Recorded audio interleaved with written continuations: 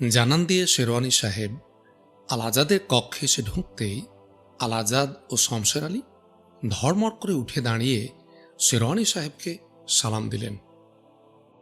সালাম নিয়ে শেরওয়ানি সাহেব হাসি মুখে বললেন, কি ব্যাপার, মালুম হচ্ছে বিলকুল বহসর তাকরার। কি নিয়ে ফের লেগেছ দুজন তোমরা?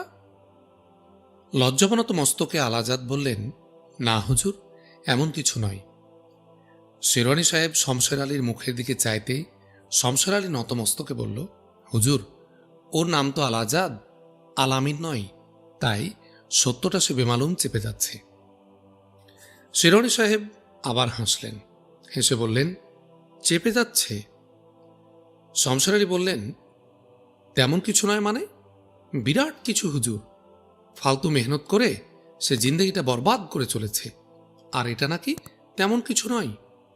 অর্থাৎ আল আজাদ কবিতা লিখছে হুজুর, ফাঁক পেলে দিনরাত ওই নিয়েই থাকে। এটা তো নতুন কথা নয়, সে তো অনেক দিন থেকেই লেখে। গোস্তাখি মাফ করবেন হুজুর, ও কি লেখে তা কি কখনো পড়ে দেখেছেন? না, সে কবিতা লিখছে এইটুকুই জানি, কি লিখছে তা জানি না বা জানার গরজ হয়নি। হুজুর, আমি থাকি অন্য জগৎ নিয়ে, আমার কাজ আলাদা, ওসব কাব্য কবিতা আমার মাথায় ঢুকবে না, ওসব আমি বুঝিও না, তাই ওসব পড়ার আগ্রহ কখনো আমার হয়নি। শাহনশাহর দরবারে তো অনেক শায়ের আছেন হুজুর, তাদের কবিতা তো শুনেছেন? হ্যাঁ, কিছু কিছু শুনেছি, কিন্তু যে বিষয়ে আদৌ আমার এলেম নেই, আমার ধ্যান ধারণার বাইরে, সেসব আমার শোনা না শোনা সমান। কেন, তা কি হয়েছে? মানে হুজুর, এ দোস্ত আমার খামাখা জিন্দেগিটা বরবাদ করছেন, কাজ কিছু হচ্ছে না। বলো কি? ওর আগ্রহ আর গভীরতা দেখে তো আমার মনে হয়েছে ও ভালো কিছু লিখছে, তাহলে ভালো হচ্ছে না তেমন? শমশের আলীর এবার ধীরে ধীরে মাথা নিচু করলেন এবং ঈষৎ হেসে ধীর কণ্ঠে বললেন, হুজুর, কবিতার জ্ঞান আমারও খুবই কম, আমার জগতও আলাদা, তবু যেটুকু আমি বুঝি তাতে ভালো মন্দের দিক দিয়ে বললে আমাকে বলতে হয়, এতটা হৃদয়স্পর্শী আর গভীর ভাবের কবিতা আমি এযাবৎ পড়িনি বা শুনিনি। মশহুর কোনো শায়েরের মুখেও নয়। এর কবিতা আমার এত ভালো লাগে যে একবার পড়তে শুরু করলে আর থামতে পারি না আমি। এরপর আর দুটো পড়া লিখলেও সেটা না পড়া তক তৃপ্তি আসে না দিলে আমার, কাড়াকাড়ি করে পড়ি। শেরওয়ানি সাহেব সবিস্ময়ে বললেন, বলো কি, এত ভালো লিখেছে? জি হুজুর, এত ভালোই লেখে।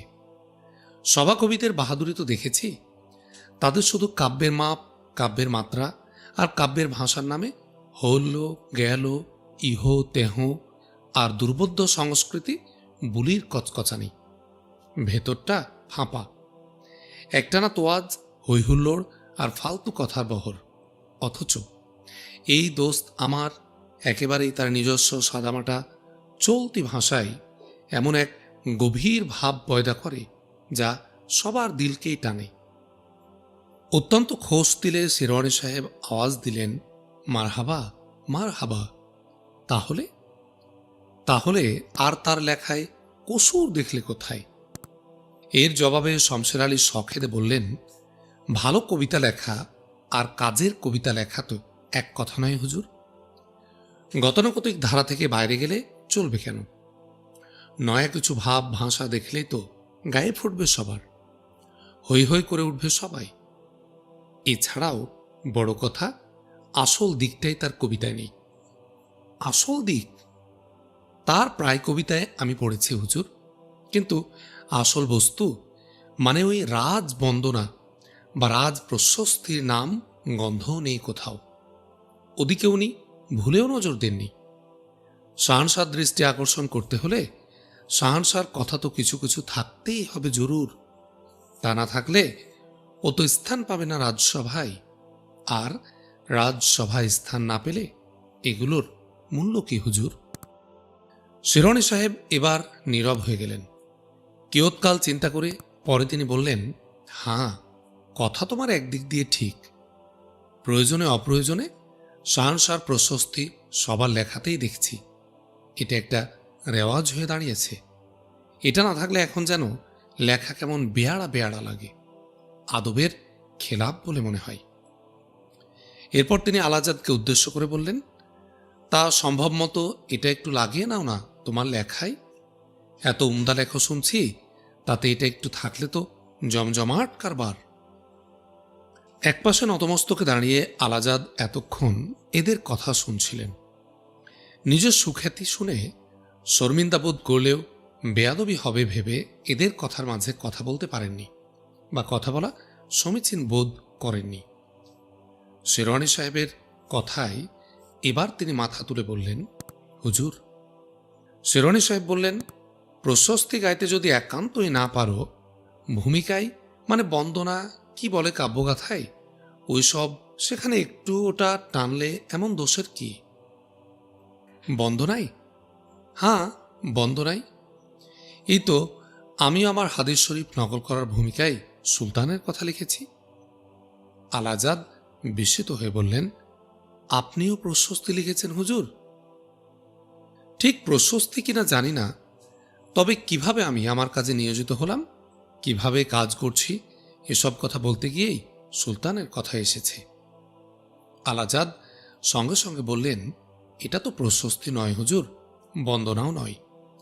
শাহনশাহ আপনাকে একটি মহৎ কাজে নিয়োগ ধরেছেন, তার উদ্যোগে এ কাজে আপনি হাত দিয়েছেন, বিনিময়ে সুলতান আপনার ভরণ পোষণের দায়িত্ব নিয়েছেন, আপনাকে মাসোহারা দিচ্ছেন। এখানে তো হুজুর সুলতানের কথা, তার আগ্রহ, মহত্ব আর বদন্যতার কথা থাকতেই হবে ভূমিকায়। এটা না থাকলেই বরং গুনাহ না হোক, তার প্রতি আপনার অবিচার করা হবে। কিন্তু আমার ব্যাপার তো পৃথক হুজুর। পৃথক? আমি লিখি আমার নিজের ইচ্ছায়, আমার দিলের তাগিদে, সুলতানের আদেশ নিষেধে নয়। আদেশ নির্দেশে লিখলে অধিক ক্ষেত্রে কাব্য কবিতা প্রাণবন্তও হয় না। আমার কবিতায় সুলতানের কথা থাকবে কেন? সুলতানের এখানে সম্পর্ক কি? একথায় শমশের আলী অভিযোগ টেনে বললেন, ওই দেখুন দেখুন হুজুর, পাগলের জিদ দেখুন। দ্বিধাগ্রস্ত হুজুর বললেন, পাগল? শমশের আলী বললেন, বিলকুল দিওয়ানা আদমি হুজুর, নিজের ভালাইটাও বোঝে না। এর জবাবে আলাজাদ স্মিত হাসে বললেন, দোস্ত, তুমি যেটাকে ভালাই বলছো, আমার দিলে সেটাতে সায় দিতে পারছে না। দিল আমার যা চাই তাই আমি লিখি।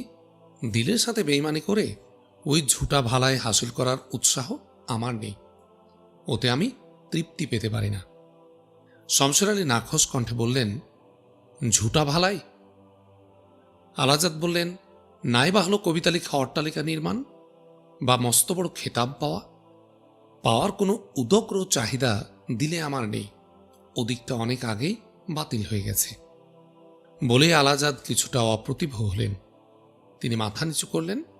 তা দেখে শমশের আলী সবিস্ময়ে প্রশ্ন করলেন, বাতিল হয়ে গেছে মানে? কি বা এমন বয়স হয়েছে তোমার? চাওয়া পাওয়ার কি বা এমন যে হাত বেরিয়ে এসেছ? আলাজাদ শান্ত কণ্ঠে বললেন, ওসব কথা থাক দোস্ত, তুমি আমাকে আমার ভাবেই তৃপ্ত থাকতে দাও। ফোঁস করে উঠে শমশের আলী বললেন, দেখলেন হুজুর, দেখলেন, এরপরে একে পাগল ছাড়া অন্য কিছু ভাবা যায়? শিরোয়ানি সাহেব হঠাৎ কেমন যেন আনমনা হয়ে গেলেন। কি যেন তিনি ভাবলেন খানিক, সঙ্গে সঙ্গে জবাব দিতে পারলেন না। নীরবে কিছুক্ষণ চিন্তা করার পর তিনি নিষ্প্রভ কণ্ঠে বললেন, থাক শমশের, ও যা করে সুখ পায় তাই ওকে করতে দাও, এ নিয়ে আর পীড়াপিড়ি করো না। শমশের আলী বিস্মিত হলেন, ক্ষুণ্ণ কণ্ঠে বললেন, আপনিও ওকে সমর্থন করছেন হুজুর? মানে ওর ওই পাগলামিটা? শিরোয়ানি সাহেব শক্ত হলেন, শক্ত কণ্ঠে বললেন, হ্যাঁ, সমর্থন করছি। পাগলই যদি বলো, তাহলে আমার কথা, এ দুনিয়ার বড় কাজ পাগলরাই করেছে। লাভ লোকসানের হিসেব যারা হরক কষে, তাদের দ্বারা কখনো কোনো বড় কাজ হয়নি। কবিতা আমি না বুঝলেও আমি বলছি ওকে স্বাধীনভাবে লিখতে দাও। আর না হোক একঘেয়ে ওই রীতিনীতি আর বেলেল্লাপনার মাঝে ব্যতিক্রম একটা কিছু থাকুক। হুজুর, যতটা আমি বুঝি, কাব্য কবিতা সাধনার জিনিস। কোনো সাধনার মধ্যে স্বার্থচিন্তার ভেজাল যত না থাকে ততই ভালো। তা অবশ্য ঠিক, তবে নিজের ভালাই চিন্তা পাগলেও করে হুজুর। ওতে কি ওর ভালাই আসবে কিছু? খাওয়াজগি শিরওয়ানি সাহেব এর জবাবে ধ্যানস্থ কণ্ঠে বললেন, সেটা ওর নসিব। কয়েকদিন পর এক অপরাহ্নে দরবারের কিছু জরুরি ফরমানাদি নিয়ে আলাজাদ শাহী প্রাসাদে প্রবেশ করলেন। ফরমানগুলো জারি করার আগে শাহনশাহর চূড়ান্ত অনুমোদন দরকার। শাহনশাহ জানিয়েছেন, তার বালাখানার দপ্তরে কাগজগুলো পৌঁছে দিলে অবসর অক্তে তিনি ওসব দেখবেন। মুন্সি সাহেব নিজে না এসে আল আজাদকে পাঠালেন অত্যন্ত জরুরি কাগজপত্র। দাড়ি প্রহরীর হাতে দেয়া ঠিক নয়। বিশেষ বিশ্বস্ত বোধে আল আজাদের হাতে তিনি কাগজগুলো পাঠিয়ে দিলেন। আল আজাদের কাজ ফরমানগুলো সঠিক স্থানে সঠিকভাবে পৌঁছে দেয়া। মুন্সি সাহেবের সাথে এর আগেও আল আজাদ কয়েকবার শাহী প্রাসাদে এসেছেন, কাজেই প্রাসাদে প্রবেশ করে আল আজাদকে আদৌ কোনো বেগ পেতে হল না। ইরাদার কথা ব্যক্ত করতেই প্রাসাদের এক প্রহরী আল আজাদকে বালাখানায় পৌঁছে দিল। যথাস্থানে ও যথাব্যক্তির হাতে কাগজগুলো অর্পণ করে আল আজাদ পুনরায় ফিরে আসতে লাগলেন। বালাখানায় পৌঁছে প্রহরীটা যখনই তার নিজের কাজে গিয়েছিল, সুতরাং অপাস আসার কালে আল আজাদ একা একাই আসতে লাগলেন। বালাখানার পরে কয়েকটা ইমারত ঘুরে ঘুরে পথ, এরপরে ফাঁকা ও প্রশস্ত ময়দান। ময়দানের স্থানে স্থানে সরু পাতার সুশোভিত লম্বা লম্বা বৃক্ষ এবং চক্কর চক্কর ফুলবাগান। ফটকে যেতে যাতায়াতের পার্শ্ববর্তী ফাঁকা এলাকা বাদে সর্বত্রই হরেক রকম ফুলের পাতাবাহার, গুল্মজাতীয় ছোট ছোট সুদৃশ্য গাছগাছড়ার ঝাড়। মাঝে মাঝে কতকগুলো ঘুরে বেড়ানোর পথ বাগানটাকে খণ্ডাকার করেছে। ইমারতগুলো ঘুরে ঘুরে আল আজাদ এই বাগানের পাশ দিয়ে ফটকের দিকে যেতে লাগলেন। কিছু দূর এগোতে বাগানের ভেতর থেকে এক মালি ছুটে এলো। আল আজাদের সামনে এসেই সে সালাম দিয়ে বলল, সাহাব যাবেন না, তলব আছে। হকচকিয়ে দাঁড়িয়ে গেলেন আল আজাদ। সালাম নিয়ে বললেন, তলব আছে? কোথায়? মালি বলল, এই বাগিচার অন্দরে। আল আজাদ বিস্মিত কণ্ঠে বললেন, বাগিচার অন্দরে? কে তলব দিয়েছেন? হুজুরে আলা। হুজুরে আলা? জিনা জিনা, শাহজাদি। শাহজাদি? আরো অধিক বিস্মিত হয়ে আল আজাদ চেয়ে রইলেন। তা দেখে মালিটা ফের উৎসাহের সাথে বলল, জি জি, খোদ ছোটি মালিকা। ছোটি মালিকা মানে?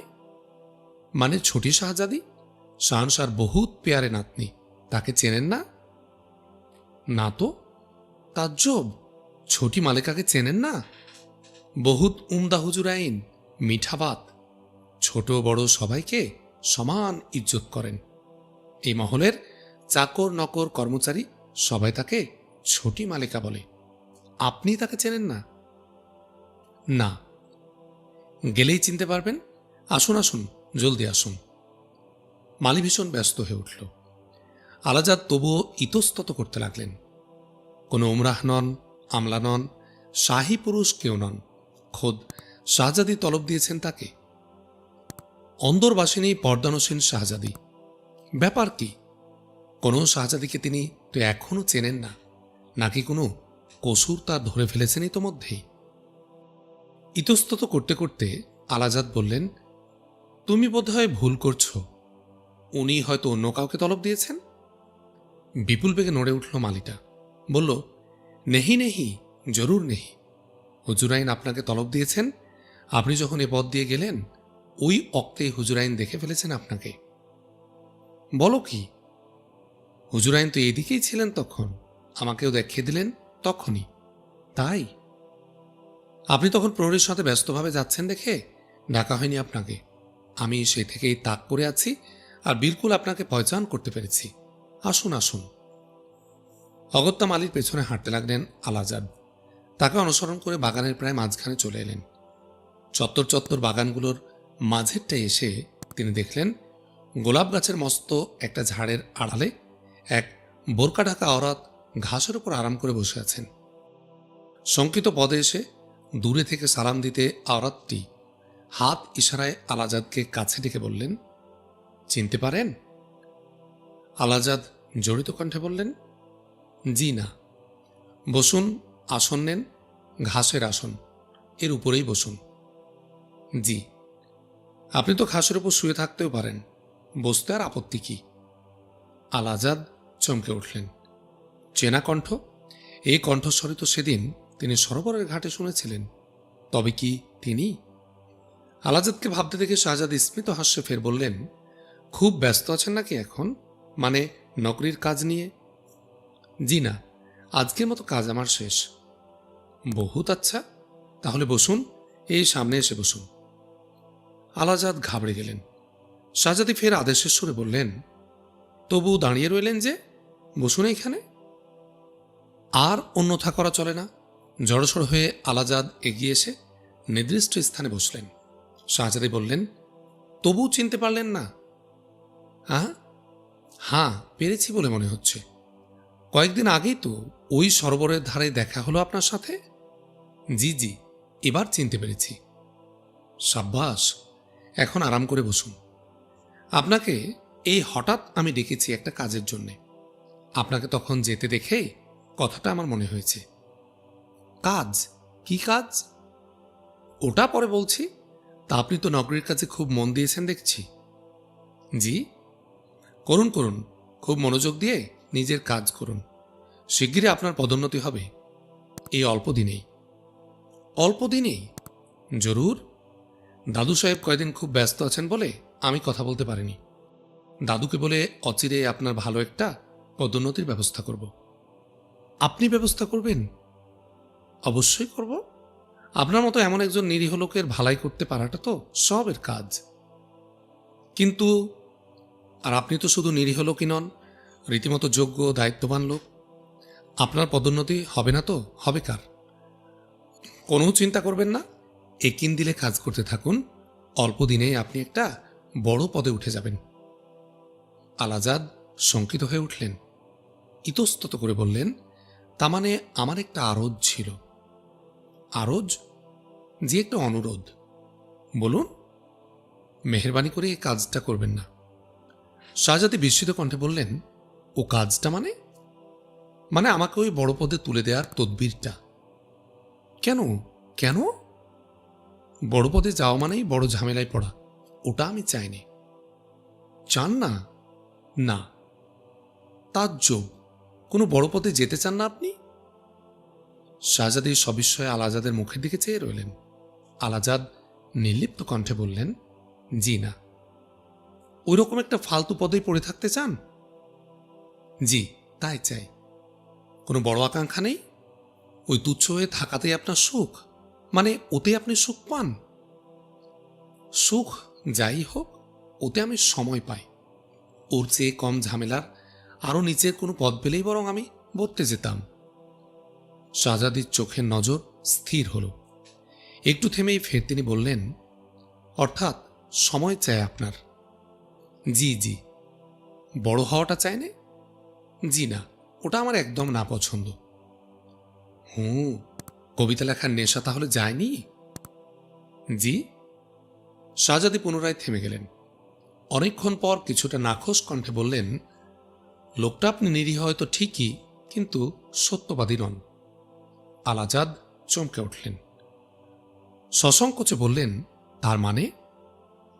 অপেক্ষাকৃত শক্ত কণ্ঠে শাহজাদি পাল্টা প্রশ্ন করলেন, সময়টা তো কবিতার জন্য চাই, কবিতা লেখার জন্যে? জি হ্যাঁ, ওই নিয়ে পড়ে থাকতে আমি ভালোবাসি। তাহলে নকরি করেন কেন? বা পেটের চিন্তা নেই? কোনো মতে পেট চালানোর ব্যবস্থা হলেই ব্যাস, এর বাইরে আর তেমন কিছু চাইনি। চান শুধু কবিতা লিখতে? জি জি, ঠিক বলেছেন। তার অর্থ বড় হওয়াটা একদম আপনার না পছন্দ, এটা সত্যি কথা নয়, ডাহা মিথ্যে কথা। মিথ্যে কথা? বড় পদে নকরি করার চেয়ে আপনি অনেক বেশি বড় হতে চান। কি রকম? কবিতা লিখে দেশ বিখ্যাত শায়ের হতে চান, সারা দেশে নাম ছড়াতে চান। আপনি গভীর পানির মাছ। জি, আপনি একই বলছেন? তা না হলে ওই কাজকে আপনি এত ভালোবাসেন কেন? আলাজাদ ক্ষুণ্ণ হলেন। ক্ষুণ্ণ কণ্ঠে বললেন, গোস্তাখি মাফ করবেন। আমার কথায় আপনার যদি এই ধারণাই হয়ে থাকে তাহলে সেটা আমার বদনসিব। বদনসিব? এমন ধারণা সত্যি সত্যিই দিলে আপনি স্থান দিলে আমার প্রতি নিতান্তই অবিচার করা হবে আপনার। অবিচার করা হবে? আমি কবিতা লেখা ভালোবাসি। আমি ওর মধ্যে নিজেকে ডুবিয়ে রাখতে চাই। তার কারণ ওইটাই আমার অবলম্বন, আমার এই জিন্দেগিটা কাটিয়ে দেওয়ার অবলম্বন। এ দুনিয়ার প্রত্যেকেরই অবলম্বন চাই একটা, আমারও ওইটা চাই। মস্ত বড় শায়ের হওয়ার, খেতাব পাওয়ার বা দেশ বিখ্যাত হওয়ার কিছুমাত্র উম্মিদ নিয়ে ও কাজ আমি করিনি। সে কি? বিশ্বাস করুন, আমি এক বর্ণ মিথ্যা কথা বলছি না। সে আকাঙ্ক্ষা দিলে আমার এক বিন্দুও নেই। আলাজাদের মুখমণ্ডল মলিন হল। তা লক্ষ্য করে শাহজাদি চঞ্চল হয়ে উঠলেন। তিনি বিস্মিত কণ্ঠে বললেন, বলেন কি? এ কি তাজ্জব কথা বলছেন আপনি? মাটির দিকে নজর রেখে আলাজাদ কিছুটা ভারী কণ্ঠে বললেন, তাজ্জব হলেও আমার জিন্দেগির চরম সত্য এটাই। শাহজাদির উৎসাহ এতে বেড়ে গেল। বিপুল আগ্রহ ভরে ফের তিনি প্রশ্ন করলেন, কেন বলুন তো? কেমন যেন একটা রহস্যের মতো লাগছে। রহস্য? বিরাট রহস্য। এ দুনিয়ার সকলেই বড় হতে চায়, কোনো লোকেই তুচ্ছ হয়ে থাকতে চায় না। একজন বাতুলও নয়। আপনি কেন চান তা? আলাজাদ ইতস্তত করে বললেন, তা কথা হলো, আপনার ধারণা হয়তো পুরোপুরি ঠিক নয়। কোন মানুষ কিভাবে সুখ পায় তা এক মাপে নির্ধারণ করা শক্ত। শক্ত? জি, আমার তাই মনে হয়। আর অন্যের কথা যাই হোক, আমি অন্তত এই জিন্দেগিই ভালোবাসি। কিন্তু কেন তা বাসেন? কারণটা কি পেছনে? কারণ মানে আমি এ দুনিয়ায় একেবারেই একক ব্যক্তি। কোনো আত্মীয় স্বজন নেই, কোনো পোষ্য বা দায় দায়িত্বও নেই। বড় হওয়ার গরজটা কি আমার? জিন্দেগিটা কোনো মতে কেটে গেলেই তো হলো। এর জবাবে শাহজাদি সজোরে মাথা নেড়ে বললেন, উহু, হলো না। এটা আদৌ কোনো যুক্তির কথা নয়। একেবারে ফালতু জবাব দিলেন আপনি। ফালতু জবাব? শাহজাদি আবার শক্ত কণ্ঠে বললেন, বর্তমানে একক লোক হলেও ভবিষ্যতে একক থাকবেন এটা বলছেন কি করে? আলাজাদ অবিচল কণ্ঠে বললেন, আমার জিন্দেগির ছকটা আমি এইভাবেই এঁকে নিয়েছি বলে। যে কয়দিন বেঁচে আছি, বেঁচে থাকলাম, মরে গেলে ফুরিয়ে গেল। এর জের বাড়াতে চায় না আমি। শাহজাদি জিদ তবু কমল না। ফের তিনি প্রশ্ন করলেন, আপনি চাইলে তা হবে? আপনার জিন্দেগির নিয়ন্ত্রক কি আপনি নিজেই? জি না, নিয়ন্ত্রক ওই একজনই। তিনি যা করবেন হবে তো তাই। আমি আমার পছন্দের কথা বলছি, আমার ইচ্ছে বাসনার কথা। আমি চাই না সে জের আরো বাড়ুক। কিন্তু কেন? আমার ভালো লাগে না। কেন ভালো লাগে না? আলাজাদ বিব্রত হয়ে পড়লেন। তিনি ব্যাকুল কণ্ঠে বললেন, দোহাই আপনার, এটা আমার নিতান্তই ব্যক্তিগত ব্যাপার, ব্যক্তিগত সুখ শান্তির দিক। মেহেরবানি করে এ নিয়ে আর প্রশ্ন কিছু করবেন না, বা এর মধ্যে রহস্য খুঁজতে গিয়ে আমাকে পেরেশানিতে ফেলবেন না। এই রহমটুকু করুন আপনি। আলাজাদের অস্বস্তিটা স্পষ্ট হয়ে উঠল। তা দেখে শাহজাদি হতবাক হয়ে গেলেন, আর তিনি কথা বলতে পারলেন না। স্রেফ আলাজাদের মুখের দিকে এক ধ্যানে চেয়ে রইলেন। ইতোমধ্যেই সেই মালিটা ফের ছুটে এলো। এসে এসে কুর্নিশ করে বলল, হুজুরাইন, সাহাবে আলী জানতে চাইছেন ঘরে ফিরতে আপনার কি দেরি হবে আরো? শাহজাদি তৎক্ষণাৎ তাকে অনুধাবন করতে পারলেন না। বিভ্রান্তভাবে মুখ ফিরিয়ে বললেন, হ্যাঁ, কি বললে? মালি বলল, আর কতক্ষণ পর মহলে ফিরে যাবেন? কতক্ষণ পর মানে? সাহাবে আলী জানতে চাইছেন। সাহাবে আলী? হুজুর আলী শাহজাদা ফিরুজ শাহ বাদুর। এতক্ষণে শাহজাদি পুরোপুরি সম্বিতে ফিরে এলেন। বললেন, ও, তা কি বলেছেন তিনি? মহলে ফিরতে আপনার আর কতটা দেরি হবে সেটা জানতে চাইছেন। কোথায় তিনি? মহলেই আছেন। হুজুরে আলীর বান্দা এইমাত্র এসে দায়িত্ব আমার উপর দিয়ে গেল। আমাকে গিয়ে এখনই তা জানাতে হবে হুজুরকে। শাহজাদি অল্প একটু চিন্তা করলেন, তারপর তিনি বললেন, ফিরতে আমার আরো অনেক দেরি হবে। তুমি গিয়ে শাহজাদাকে বলো, যেখানে যাওয়ার কথা ছিল সেখানে আজ আমার যাওয়া হচ্ছে না, আমি খুব ব্যস্ত আছি। উনি ওনার নিজের কাজ করুন। জি আচ্ছা, বুঝতে পেরেছ? জি জি। কুর্নিশ করে মালি তখনই বিদায় হল। শাহজাদি পুনরায় আল আজাদের দিকে নজর ফিরিয়ে নিলেন। আল আজাদ নতমুখে নির্জীব হয়ে বসেছিলেন। মুখ ফিরিয়ে নিয়ে শাহজাদি তাকে উৎসাহ দিয়ে বললেন, এই দেখুন, আসল কাজ পড়েই রইল, খামাখা আমি সময় নষ্ট করলাম। আস্তে আস্তে মুখ তুলে আল আজাদ বললেন, জি। কিছুটা অনুশোচনার কণ্ঠে শাহজাদি বললেন, থাক ও সব ব্যক্তিগত আলোচনা, এ নিয়ে আমার জিদ ধরা ঠিক হয়নি, আপনি কিছু মনে নেবেন না। না মানে, আপনার যা ভালো লাগে তাই তো আপনি করবেন, আমি শুধু ঝোঁকের মাথায় তাকলিফ দিলাম আপনাকে। ও সব কথা থাক, এবার আসল কথা বলি শুনুন। জি বলুন। কবিতা যখন লিখেন তখন কবিতার কিছু জ্ঞান নিশ্চয় আপনার আছে। হ্যাঁ, কবিতার জ্ঞান? না না, সেটা এমন কিছু নাই, সে জ্ঞান আমার নিতান্তই কিঞ্চিত। ওই কিঞ্চিত জ্ঞান দিয়েই একটু ওস্তাদগিরি করুন তো দেখি। ওস্তাদগিরি? সেদিন আপনাকে বলেছিলাম না, কবিতা লেখার আমিও কিছু চেষ্টা করি। এখানে এই বাগানে বসে কবিতা লিখছি আমি।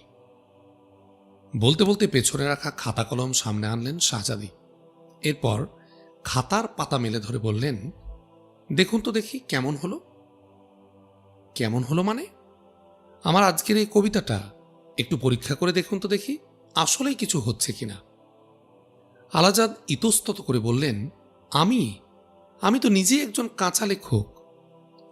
শাহজাদি হেসে বললেন, কাঁচা লেখা প্রাথমিকভাবে কাঁচা লেখককে দিয়েই পরীক্ষা করাতে হয়।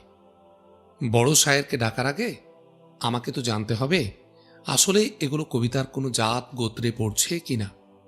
যদি আদৌ তা না পড়ে বড় শায়েরের সামনে দিয়ে খামাখা আমি শরম পেতে যাব কেন? বলেন কি, তা কতদিন থেকে লিখছেন?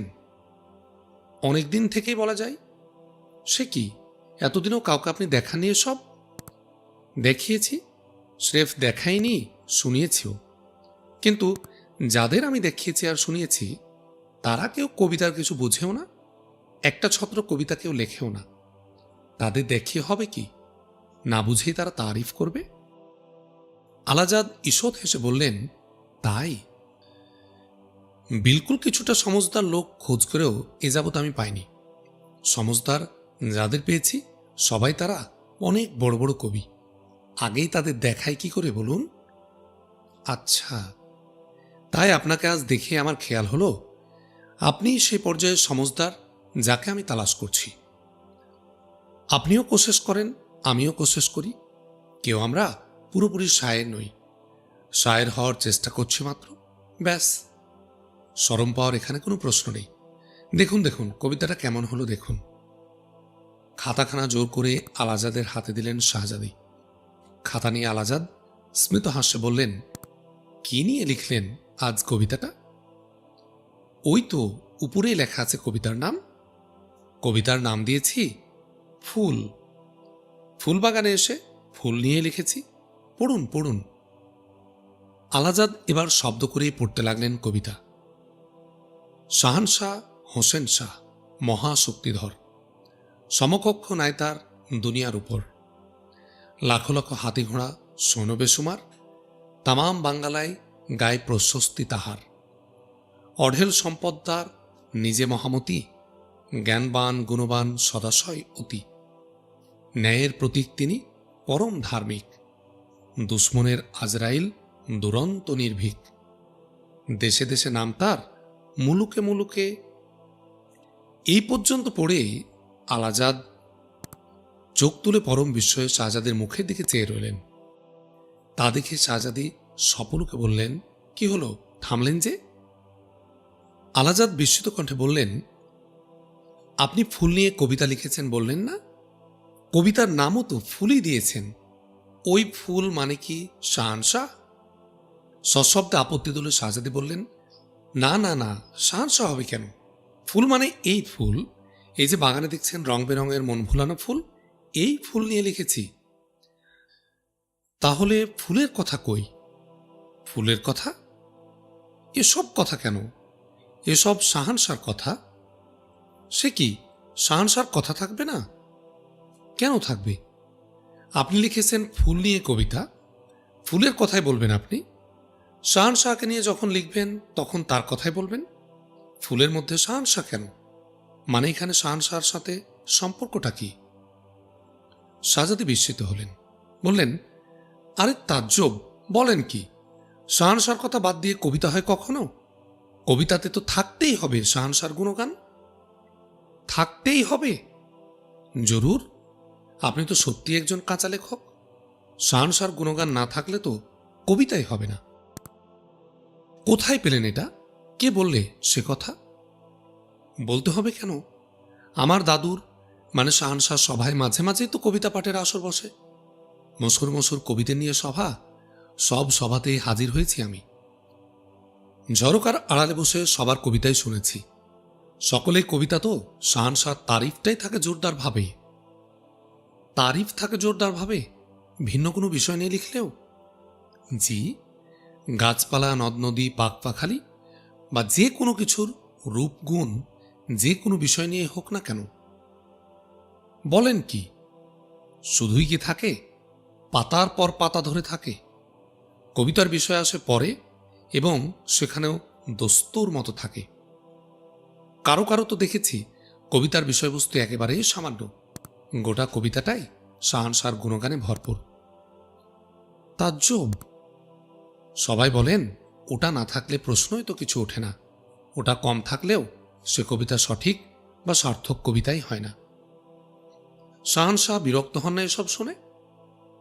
হতেন হয়তো আগে কিছুটা, এখন আর হন না। ওটা না থাকলে কবিতায় যেখানে হয় না সেখানে বিরক্ত হবার আর কি আছে? বটে। শাহানশাহ তো শায়ের নন, শায়েরদের উপর উনি হাত খেলাবেন কি করে? এছাড়া এতে তো রাজভক্তিটাও প্রকাশ পায়। আলাজাদ গম্ভীর হলেন। তা লক্ষ্য করে শাহজাদি বিস্মিত কণ্ঠে বললেন, কি ব্যাপার? কবিতার কি সত্যিই তাহলে কিছুই আপনি বুঝেন না? জি। বুঝলে তো এ নিয়ে এত ভাবার কিছু আসে না। এ নিয়ে এত মাথা ঘামাচ্ছেন কেন আপনি? আলাজাদ শক্ত হলেন। এর জবাবে তিনি শানিত কণ্ঠে বললেন, মাথাটা ঘামাচ্ছি এই জন্যে যে ওই সব শায়ের তাহলে কবিতার জন্য কবিতা লেখেন না। তারা লেখেন শাহানশাহকে তুষ্ট করার জন্যে আর তুষ্ট করে ফায়দা হাসিলের জন্যে। তার মানে?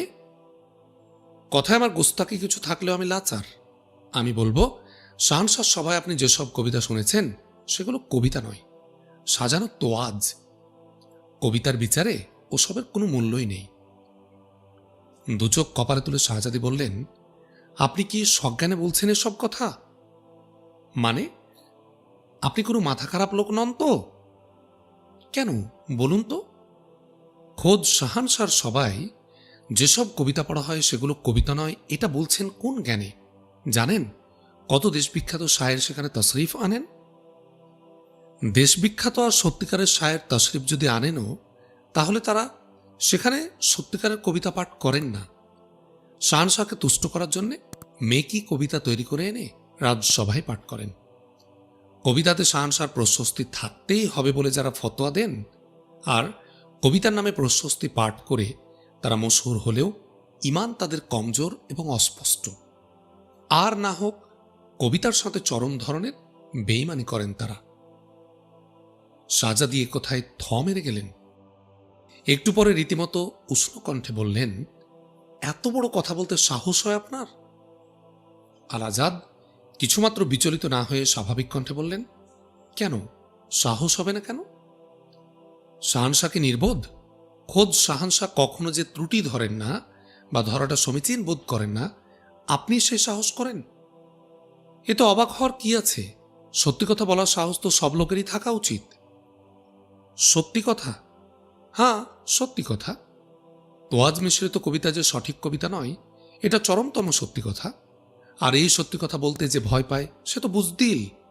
মেরুদণ্ড তার দুর্বল, সে সুস্থ মানুষও নয়। জানেন এ কথা শাহানশাহর কানে গেলে প্রাণদণ্ডও হতে পারে আপনার। পারেই তো। যিনি তোয়াজ প্রিয় তার কাছে ন্যায় অন্যায় সমান। সত্যি কথা বলাটাও যে তার কাছে অপরাধ হবে, এটা এমন বিচিত্র কি? জানেন, সুলতান কারো বেয়াদবি বরদাস্ত করেন না।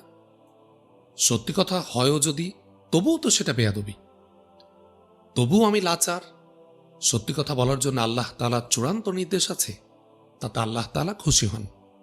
সুলতান যদি এটাকে বেয়াদবি মনে করেন আর তাতে নাখোশ হন, আমার কিছু করার নেই। তাতে তো প্রাণ যাবে আপনার। যাবে, মিথ্যাচার করে আমি বেঈমান হতে পারিনি। শাহজাদি লাজবাব হয়ে গেলেন। স্তম্ভিত হলেন লোকটার এ দিলের জোর দেখে। খোদ শাহজাদের সামনে এমন নির্ভয়ে বাদানুবাদ করার সাহস আচ্ছা আমির ওমরাও করেন না। এই লোকটা কি পাগল যে নয়, তার বক্তব্যের ধরন আর জ্ঞানের পরিধি তার প্রমাণ। এ কি তাজ্জব লোক!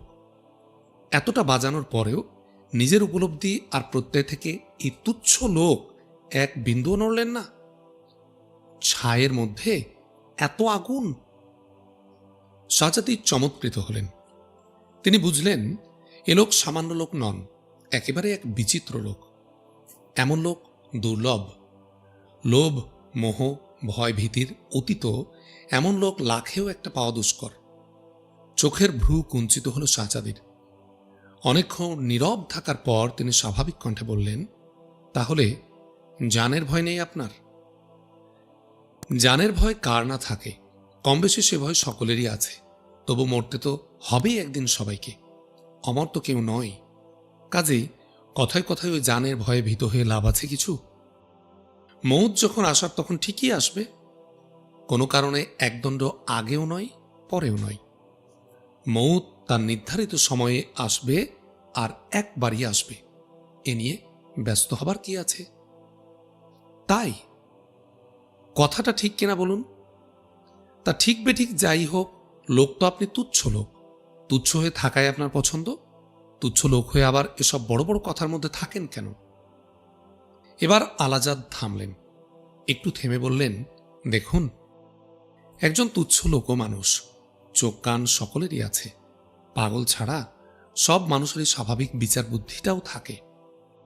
বোধশক্তি কম বেশি তুচ্ছ লোকেরও আছে, যারা বুঝতে পারে সবাই না হোক তাদের কেউ কেউ চিরকালই বড় কথাই থাকে। সবাই এটা এড়িয়ে যেতে পারে না। কথাটা কি ঠিক হলো যে তুচ্ছ লোক সে বড় কথা বুঝতে পারবে কি করে? আলাজাদ অল্প একটু হাসলেন, হেসে বললেন, কেন পারবে না? মেধা মগজ তো সবই আল্লাহ তাআলার দান। তিনি তো আর ধনী গরিব বাছাই করে মেধা মগজ দেন না। তা যদি দিতেন তাহলে কোনো গরিব ঘরের সন্তান কোনোদিনই বিখ্যাত হতে পারত না। অথচ এই দুনিয়ায় এমন অনেক বিশ্ববিখ্যাত ব্যক্তি আছেন যাদের জন্ম নিতান্তই তুচ্ছ ঘরে।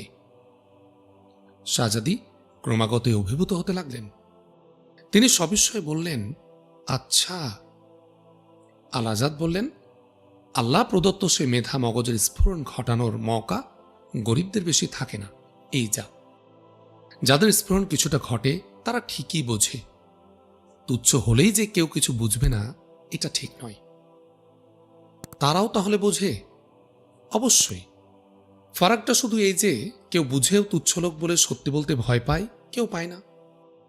শাহজাদি হেসে বললেন, আপনি তা পান না নাকি বলেন? জি না, পায়নি। তুচ্ছ লোক বলে দিনকে দিন আর রাতকে রাত বলবো না, এতটা কাপুরুষ আমি নই। আচ্ছা, তাহলে কথাটা এই দাঁড়াচ্ছে যে শাহানশার প্রশস্তি কোনো কাব্য কবিতায় থাকবে না। থাকবে না এ কথাও ঠিক নয়। তামাম লেখা শেষ করে কিতাবখানা যদি শাহানশার নামে উৎসর্গ করতে চান, তাহলে ভূমিকায় তার প্রশস্তি অবশ্যই আনতে পারেন। খোদ শাহানশাহ যদি আপনার কবিতার বিষয়বস্তু হন, তাহলে তো পারবেনই। কিন্তু ফুল নিয়ে কবিতা লিখতে গিয়ে আপনি প্রশস্তি গাইবেন শাহানশার? পাগলামি না হলেও এটা একটা প্রহসন, কবিতা নয়। শাহজাদি উৎফুল্ল কণ্ঠে বললেন, সাব্বাস! এখন দেখছি কবিতা লেখার ব্যাপারে আপনি একটা রহস্য। কোনো কাঁচা লেখকের লেখা সম্বন্ধে এত জ্ঞান থাকে না। আপনি লোকটা কি? নিঃসন্দেহে আপনি একজন পাকাপোক্ত শায়ের আর অত্যন্ত এলেমদার আদমি। আলাজাদ আপত্তি তুলে বললেন, না না না না, আমি আগেই তো বলেছি এলেম আমার এমন কিছু অধিক নয়। শায়ের আলেম যাই বলুন, ও দুটোর কোনোটাতেই বিখ্যাত আমি নই। আসলে এটা একটা স্বাভাবিক মুক্ত চিন্তার ব্যাপার। এখানে এলেমটা বড় নয়। মেহেরবানি করে আপনি একটু মুক্ত মনে চিন্তা করে দেখুন তো, কবিতার মধ্যে তোয়াজ আনাটা বেলিল্লাপনা মনে হয় কিনা? জি, এছাড়া তোয়াজ যারা করে তারা স্বার্থের লোভে করে। আপনার তো সে গরজটা নেই, আপনি কেন ওই একই পথে চলবেন? এক নজরে কিছুক্ষণ আলাজাদের মুখের দিকে চেয়ে থাকার পর শাহজাদি উল্লাস ভরে আওয়াজ দিলেন, ওস্তাদ, বিলকুল ওস্তাদ। সচকিতভাবে আলাজাদ বললেন, জি। আর বোঝাতে হবে না, তামাম কিছুই আমার কাছে পরিষ্কার হয়ে গেছে। সত্যিই তো, এই বাস্তব দিকটা এতদিনই ধরা পড়েনি আমার চোখে। আপনি ঠিকই বলেছেন, কবিতা হবে নির্ভেজাল আর পরিচ্ছন্ন। তার মধ্যে ওই বেলেল্লাপনা আর অপ্রাসঙ্গিক কথা আনা মানেই তো কবিতা নষ্ট করা। সত্যি বলছেন? জি জি, এর মধ্যে এক বিন্দু মিথ্যা নেই। উনি আর কথা বলে শরম দেবেন না আমাকে। শাহজাদি লজ্জিতভাবে মাথা নিচু করলেন। আলাজাদ হৃষ্টচিত্তে বললেন, আলহামদুলিল্লাহ, অন্তত একটা লোকের মধ্যেও যে এই মহৎ উপলব্ধিটা এসেছে, এজন্যে তামাম প্রশংসা আল্লাহ তাআলারই প্রাপ্য। শাহজাদি অতঃপর প্রফুল্ল কণ্ঠে বললেন, তাহলে ওস্তাদ এবার? আলাজাদ বিভ্রান্ত কণ্ঠে বললেন, হ্যাঁ, কি বললেন? ওস্তাদ? 100 বার। আর আপনাকে ছাড়ছে কে? এরপর মাঝে মাঝেই তো আপনার গরজ পড়বে আমার। আপনার নির্দেশনার প্রয়োজন হবে। এরপর যা লিখব তা শুধরে নিতে হবে না? শুধরে দেবে কে? শুধরে দেব? জি, বাগানের মালি যেমন ফুলের চারা আর আগাছা ফারাক করতে পারে, ফারাক করে আগাছা তুলে বাগানকে সুন্দর করে, আমার কবিতায় আপনাকে ওই কাজটি করতে হবে।